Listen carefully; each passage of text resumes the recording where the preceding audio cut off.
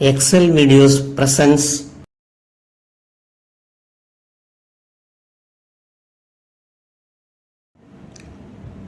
Sacrifice Vikramaditya story.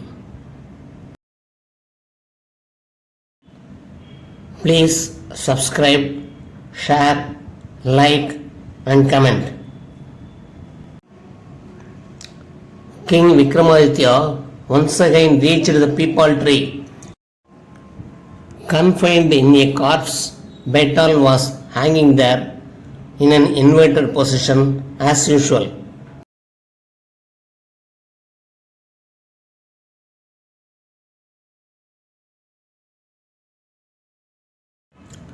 Vikramaditya removed Betal from the tree and put it on his shoulder and started walking towards the capital city. On the way, Betal said to King Vikramaditya, "You are really praiseworthy.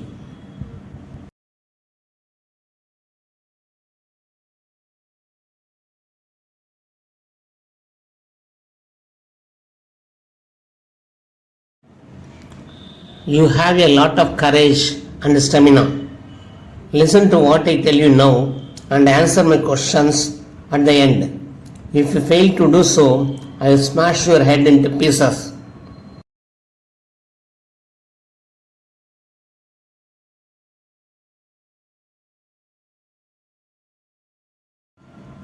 Then Betal narrated as follows. Long, long ago, there was a king named Rupsan, ruling a kingdom named Vardhaman. King Rupsan was a brave, merciful and generous person.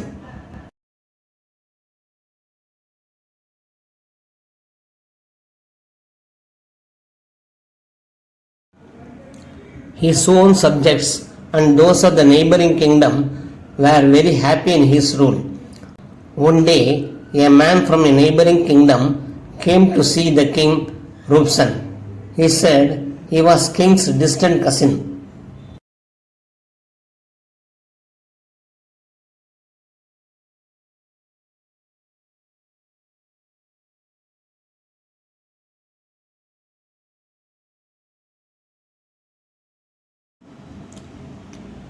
He was thoroughly interrogated by the palace guards and only then let inside to present himself in the king's darbar.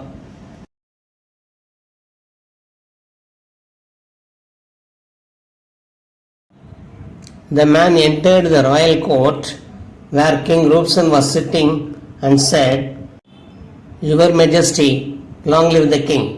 What is your name, brother, and what brings you here?" asked King Rupsan.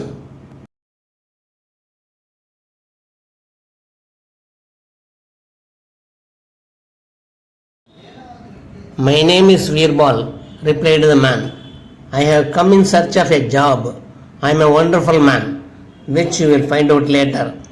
King Rupsan smiled and said, "Is that so? But at present I have no job for you."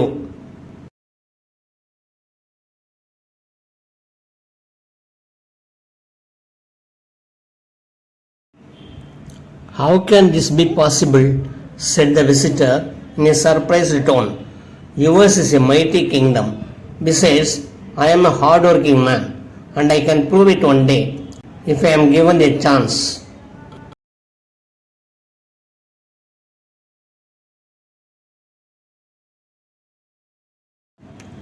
"All right," said the king Rupsan, looking intently at the visitor. "And what wages do you expect from us?" "Your Majesty, 100 gold coins per day," said the visitor.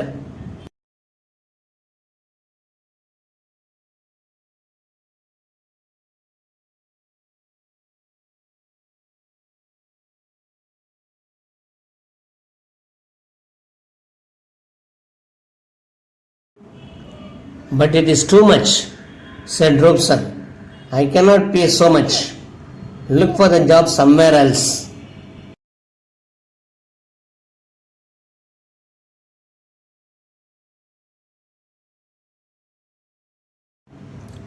The courtiers were also surprised to come to know of such an unreasonable demand of wages.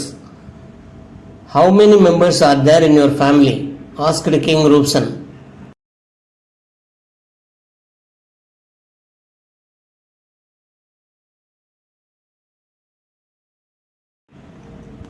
We are four, Your Majesty, said Virbal.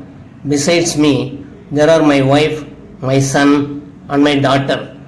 King Rupsan seemed to have reconsidered the man's request and said, "Well, join your duties from tomorrow."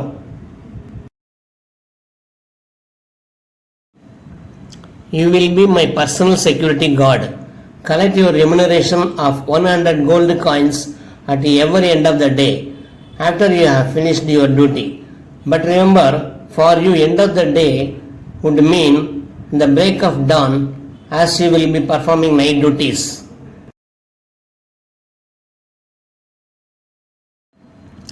Virbal bowed before the king and left the court.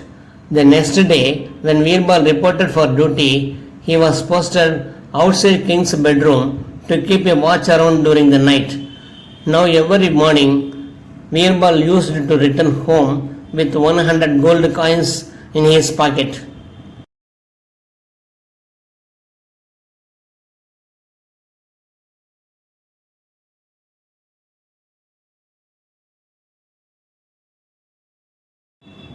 One day, the king ordered his spies to follow Virbal and find out what exactly he does with those 100 gold coins every day. After a week, the spies reported the matter to the king.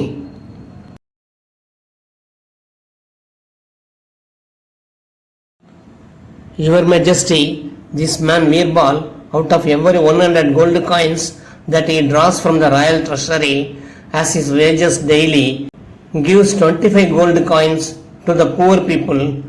Another 25 coins he offers at the temples, and yet another 25 he gives in charity to the Brahmins. Now out of the remaining 25 gold coins, he gives 10 to the lepers and another 10 to orphans.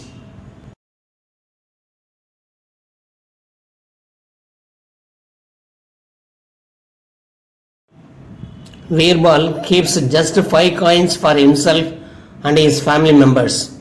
King Rupsan could hardly believe that he came to know about Virbal, but he was very pleased with the information.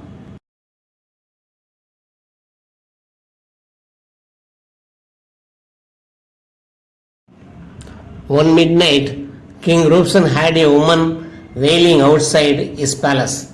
He ordered Virbal to go and see the woman and find the reason for her grief. Virbal went out and met the wailing woman.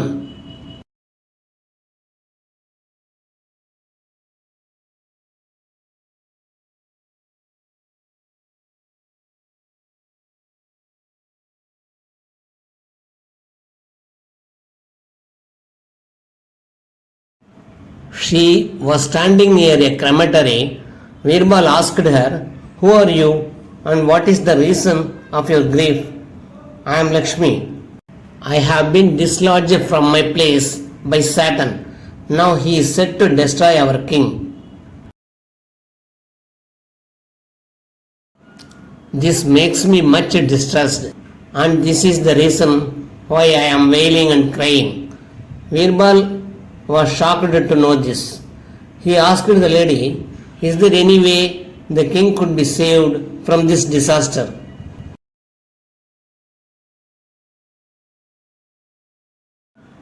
"Yes, listen," said Goddess Lakshmi. "If someone makes a sacrifice of his son at the temple of Mahakali to cool down Satan, the life of Rupsan could be saved." Saying so, she disappeared.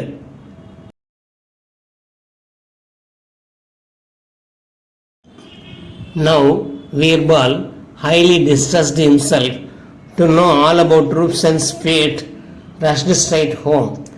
He little realized that king had already followed him and had listened to the entire conversation that had taken place between him and Goddess Lakshmi.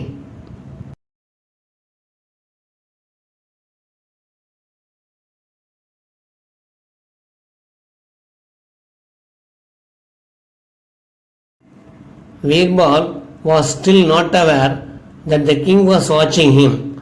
After reaching home, Virbal talked with his wife and son and narrated to them what had just happened. His son readily agreed to be sacrificed at the altar of Mahakali.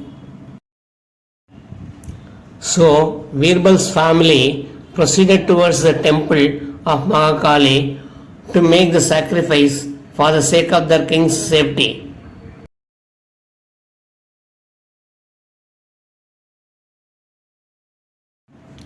On reaching the temple of Mahakali, Virbal's wife said, "Loyalty demands that the servant must sacrifice himself in the way of his master. Lay the boy on the altar."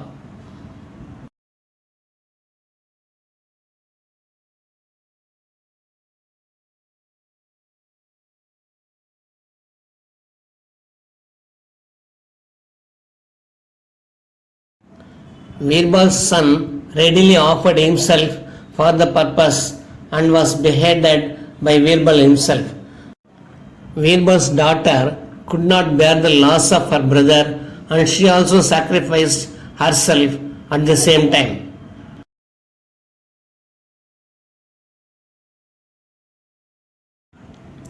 Now Virbal's wife found herself all alone in this world without her children. She picked up the sword and cut off her own neck.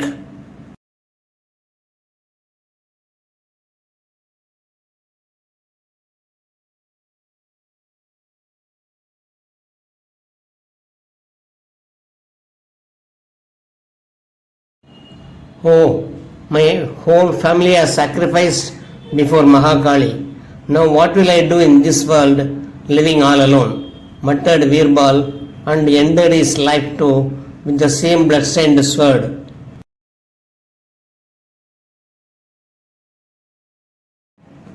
King Rupsen, who was hiding behind a pillar in the temple, witnessed all this and almost swooned with horror and disbelief.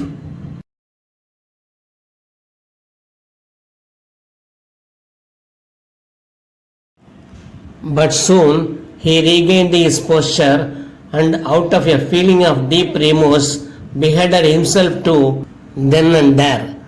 Betal finished his story and asked King Vikramaditya, "Now tell me, Vikram,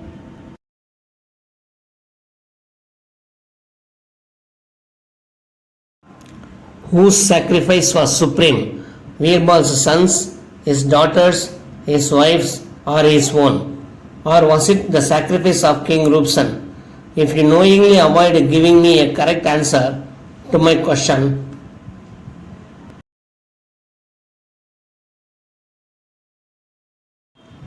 I will smash your head into pieces." King Vikramaditya laughed and said, "King Rupsen's sacrifice was indeed supreme because it was selfless and no motives could be attributed to it.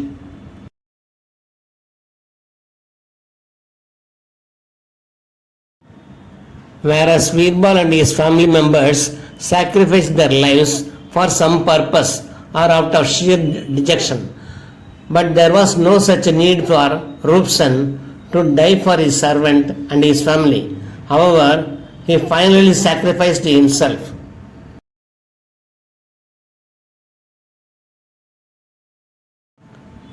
"Bravo," said Betal.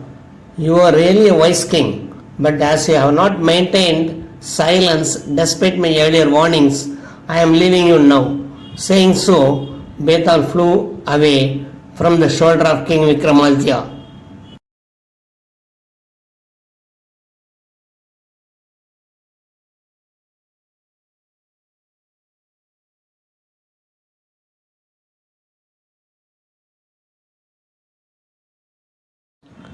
And Vikramaditya ran after him till he again reached the peepal tree, the abode of Betal. Please subscribe, share, like and comment to encourage us. Hit the bell icon to receive our future videos.